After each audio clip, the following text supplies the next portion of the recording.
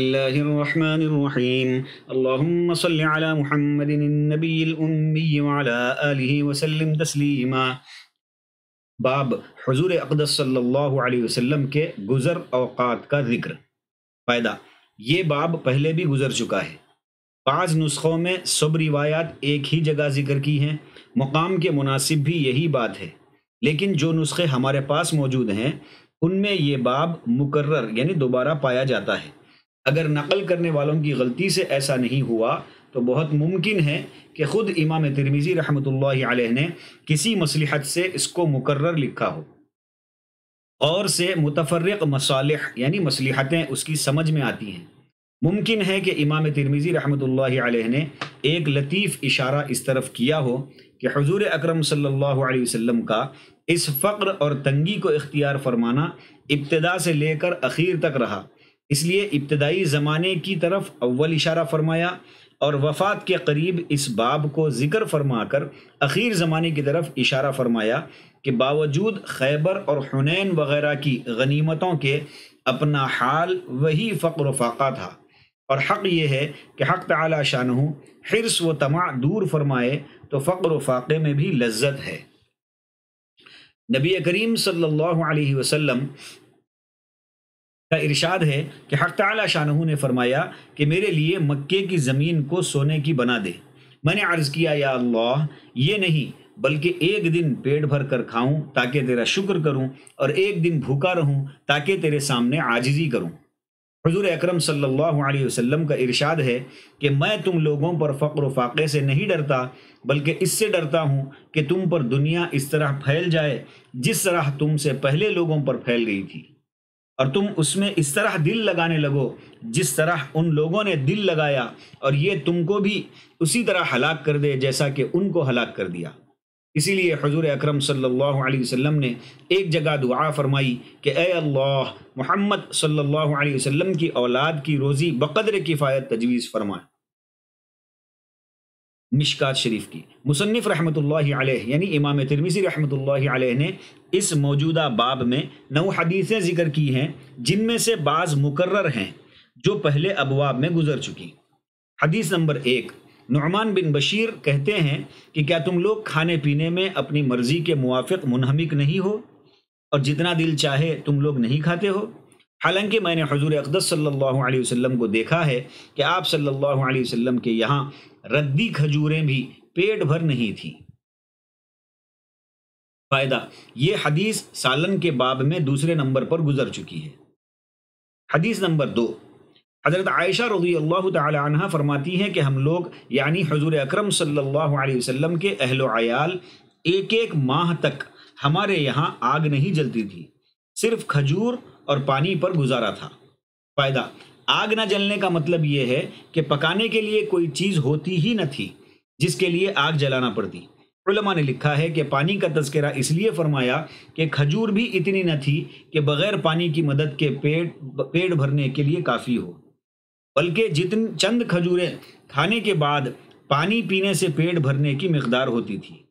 ایک دوسری حدیث میں آیا ہے کہ 2 مہینے کامل گزر جانے کے بعد تیسرے مہینے کا چاند نظر آ جاتا تھا، اور حضور اکرم صلی اللہ علیہ وسلم کے گھروں میں مطلقاً آگ جلنے کی نوبت نہ آتی تھی۔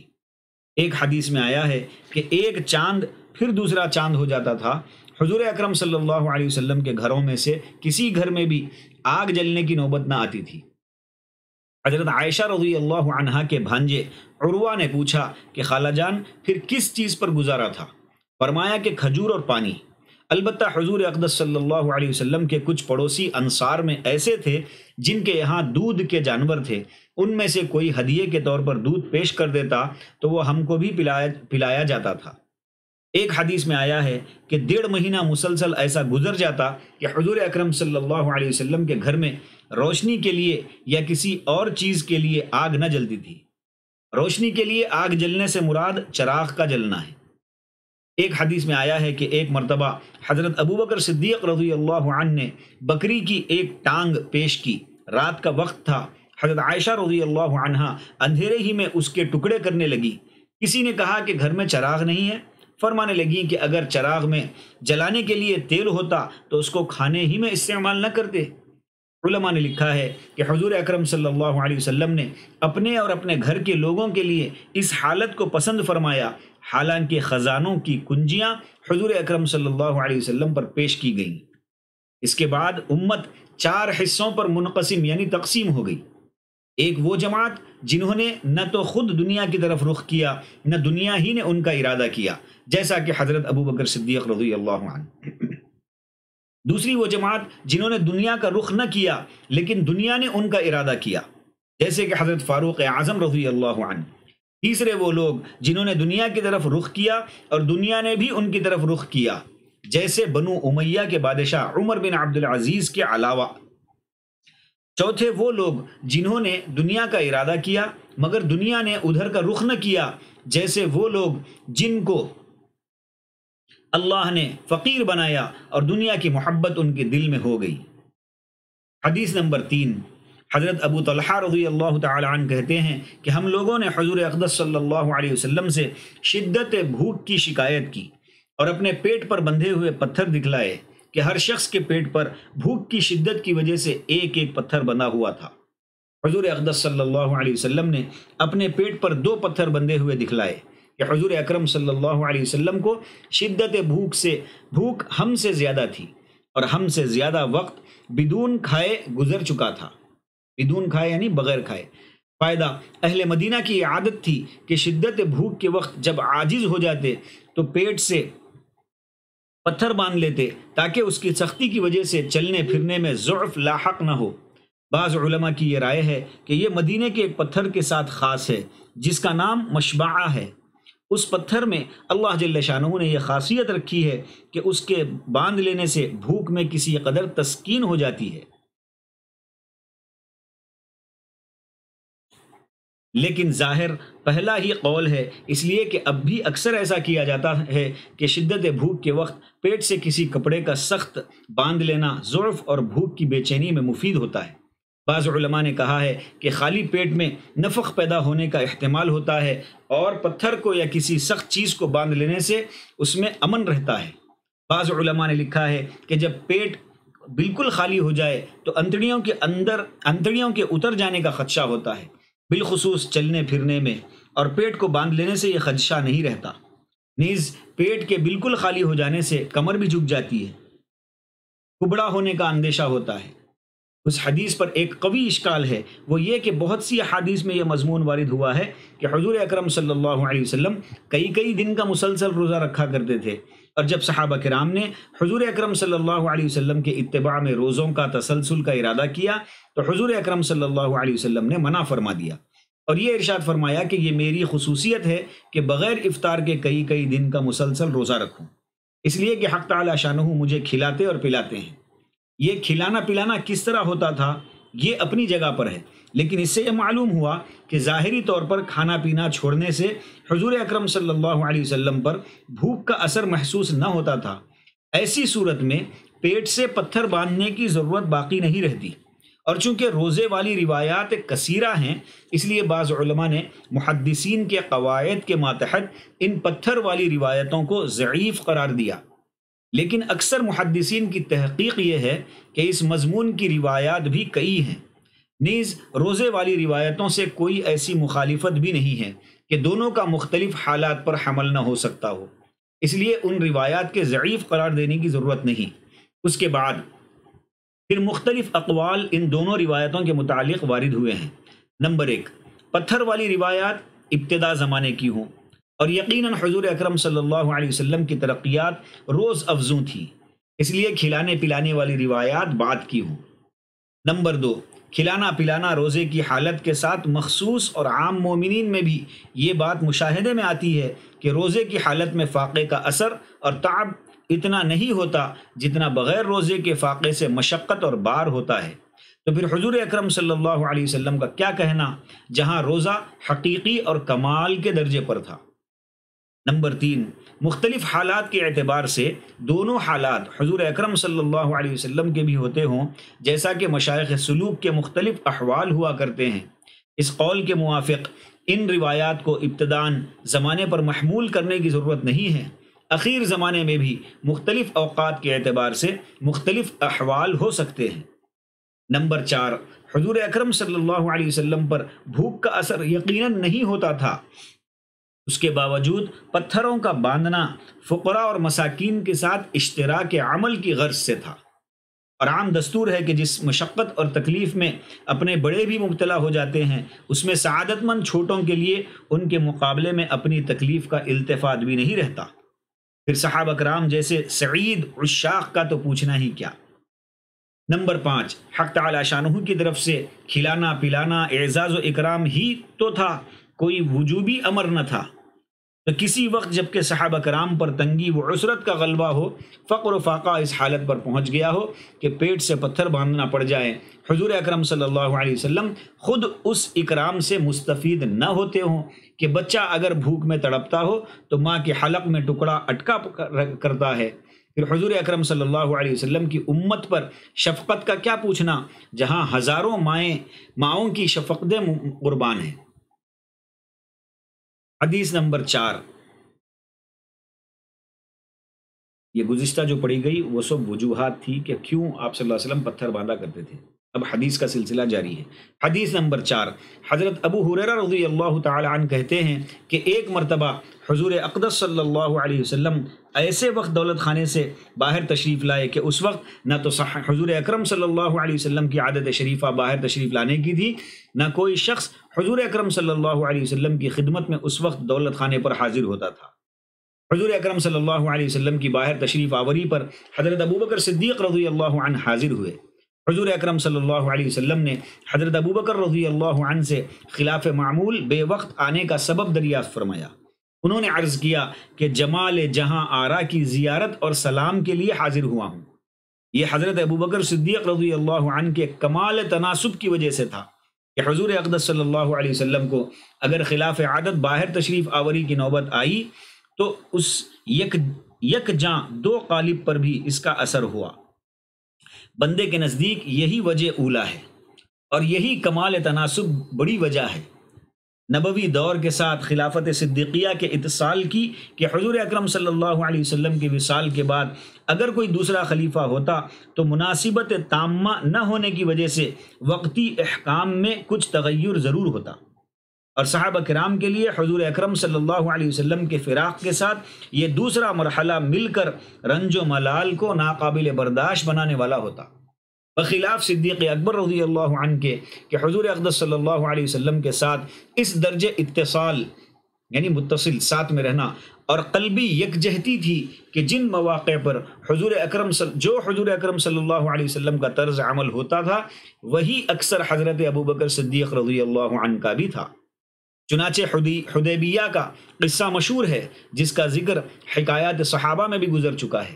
مسلمانوں نے نہایت دب کر ایسی شرائط پر کفار سے صلح کی تھی کہ بعض صحابہ اس کا تحمل بھی نہ کر سکے، اور حضرت عمر رضی اللہ عنہ نہایت جوش میں حضور اکرم صلی اللہ علیہ وسلم کی خدمت میں حاضر ہوئے اور حاضر ہو کر عرض کیا، یا رسول اللہ صلی اللہ علیہ وسلم، کیا آپ صلی اللہ علیہ وسلم اللہ کے برحق نبی نہیں ہیں؟ حضور صلی اللہ علیہ وسلم نے فرمایا، بے شک ہوں۔ حضرت عمر رضی اللہ عنہ نے پوچھا، کیا ہم حق پر اور دشمن باطل پر نہیں ہیں؟ حضور صلی اللہ علیہ وسلم نے فرمایا، بے شک۔ حضرت عمر رضی اللہ عنہ نے پوچھا، پھر ہم کو دین کے بارے میں یہ ذلت کیوں دی جا رہی ہے؟ حضور اکرم صلی اللہ علیہ وسلم نے فرمایا، میں اللہ کا رسول ہوں اور اس کی نافرمانی نہیں کر سکتا، وہی میرا مددگار ہے۔ حضرت عمر رضی اللہ عنہ نے پوچھا، کیا آپ صلی اللہ علیہ وسلم نے ہم سے یہ نہیں کہا تھا کہ ہم مکہ جائیں گے اور طواف کریں گے؟ حضور اکرم صلی اللہ علیہ وسلم نے فرمایا، بے شک، لیکن کیا میں نے یہ بھی کہا تھا کہ اسی سال مکے میں جائیں گے؟ حضرت عمر رضی اللہ عنہ نے فرمایا، نہیں، یہ تو نہیں کہا تھا۔ حضور صلی اللہ علیہ وسلم نے فرمایا، بس تو مکے میں ضرور جائے گا اور طواف کرے گا۔ اس کے بعد حضرت عمر رضی اللہ عنہ اسی جوش میں حضرت ابوبکر رضی اللہ عنہ کی خدمت میں حاضر ہوئے اور عرض کیا، اے ابوبکر رضی اللہ عنہ، کیا یہ اللہ تعالیٰ کے سچے نبی نہیں ہیں؟ حضرت ابوبکر رضی اللہ عنہ نے فرمایا، بے شک۔ حضرت عمر رضی اللہ عنہ نے پوچھا، کیا ہم حق پر اور دشمن باطل پر نہیں ہیں؟ حضرت ابوبکر رضی اللہ عنہ نے فرمایا، بے شک۔ حضرت عمر رضی اللہ عنہ نے پوچھا، پھر دین کے بارے میں ہم ذلت کیوں دیے جا رہے ہیں؟ حضرت ابوبکر رضی اللہ عنہ نے فرمایا، اے آدمی، یہ بلا تردد سچے رسول ہیں اور اللہ کی ذرا بھی نافرمانی کرنے والے نہیں ہیں، وہی ان کا مددگار ہے، تو ان کی رکاب کو مضبوط پکڑے رہے۔ حضرت عمر رضی اللہ عنہ نے پوچھا کیا انہوں نے ہم سے یہ نہیں کہا تھا کہ ہم مکہ جائیں گے اور طواف کریں گے؟ حضرت ابو بکر رضی اللہ عنہ نے فرمایا کیا تجھ سے بھی یہ وعدہ فرمایا تھا کہ اسی سال جائیں گے؟ حضرت عمر رضی اللہ عنہ نے فرمایا نہیں، یہ تو نہیں فرمایا تھا۔ حضرت ابو بکر رضی اللہ عنہ نے فرمایا تو مکے میں جائے گا اور طواف کرے گا۔ بخاری شریف میں یہ قصہ مفصل مذکور ہے، اور بھی اس قسم کے متعدد واقعات حیرت انگیز ہیں، حتیٰ کہ اگر حضور اکرم صلی اللہ علیہ وسلم سے اجتہادی خطا ہوئی تو اس میں بھی حضرت ابو بکر رضی اللہ عنہ شریک ہیں، جیسا کہ بدر کے قیدیوں کے معاملے میں جس کا قصہ سورہ انفال کے اخیر میں ہے۔ اس صورت میں حضرت ابو بکر رضی اللہ عنہ کا اس وقت خلاف معمول باہر آنا دل را بدل رئیست حضور اکرم صلی اللہ علیہ وسلم کے قلب اطہر کا اثر تھا، گو بھوک بھی لگی ہوئی ہو۔ بعض علماء نے لکھا ہے کہ حضرت ابوبکر رضی اللہ عنہ کا آنا بھی بھوک کے تقاضے کی وجہ سے تھا، لیکن حضور اکرم صلی اللہ علیہ وسلم کے چہرے انور کو دیکھ کر اس کا خیال بھی جاتا رہا، اسی لیے حضور اکرم صلی اللہ علیہ وسلم کے استفسار پر اس کا ذکر نہیں کیا۔ یاد سب کچھ ہے مجھے ہجر کے صدمے ظالم، یاد سب کچھ ہے مجھے ہجر کے صدمے ظالم، بھول جاتا ہوں مگر دیکھ کے صورت تیری۔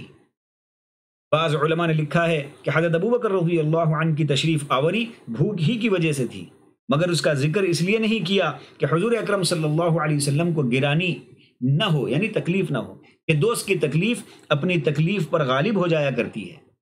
تھوڑی ہی دیر گزری تھی کہ حضرت عمر رضی اللہ تعالی عنہ حاضر خدمت ہوئے۔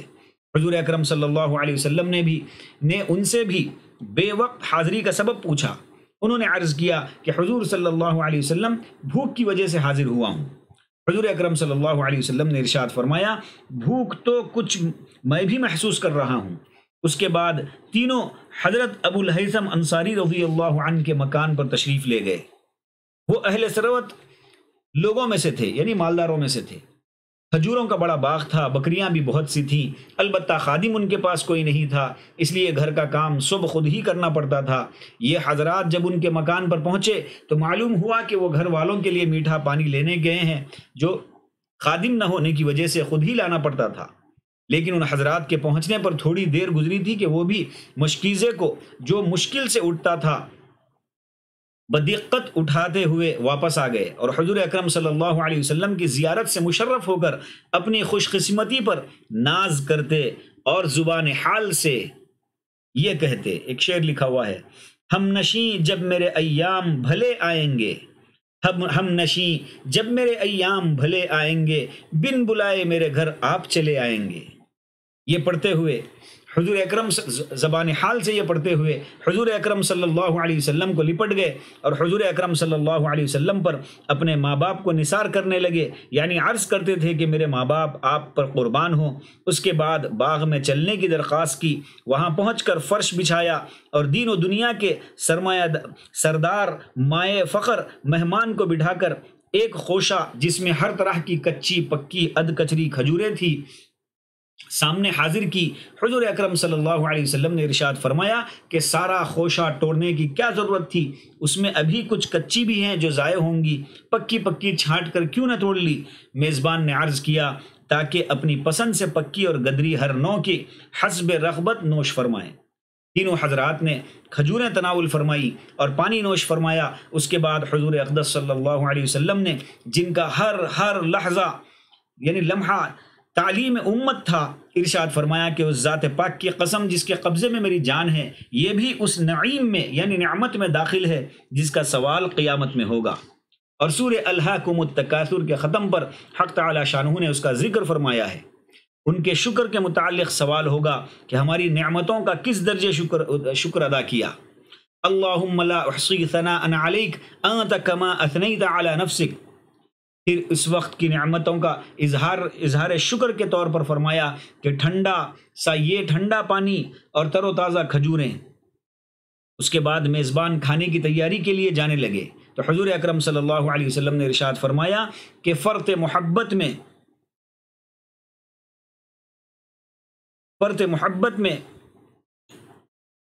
کوئی ایسا جانور ذبح نہ کرنا، بلکہ ایسا جانور ذبح کرنا جو دودھ کا نہ ہو۔ میزبان نے ایک بکری کا بچہ ذبح کیا اور بعجلت تمام کھانا تیار کر کے حاضر خدمت کیا اور مہمانوں نے تناول فرمایا۔ حضور اکرم صلی اللہ علیہ وسلم نے اس وقت یہ ملاحظہ فرما کر کہ مشتاق میزبان سب کام خود ہی کر رہا ہے اور شروع میں میٹھا پانی بھی خود ہی لاتے دیکھا تھا، دریافت فرمایا کہ تمہارے پاس کوئی خادم نہیں؟ نفی میں جواب ملنے پر حضور اکرم صلی اللہ علیہ وسلم نے فرمایا، اگر کہیں سے غلام آ جائیں تو تم یاد دلانا، اس وقت تمہاری ضرورت کا لحاظ رکھا جائے گا۔ اتفاقاً ایک جگہ سے صرف 2 غلام آئے تو ابو الہیثم نے حاضر ہو کر وعدے عالی جاہ کی یاد دہانی کی۔ حضور اکرم صلی اللہ علیہ وسلم نے فرمایا کہ ان دونوں غلاموں میں سے جون سا دل چاہے پسند کر لو جو تمہاری ضرورت کے مناسب ہو۔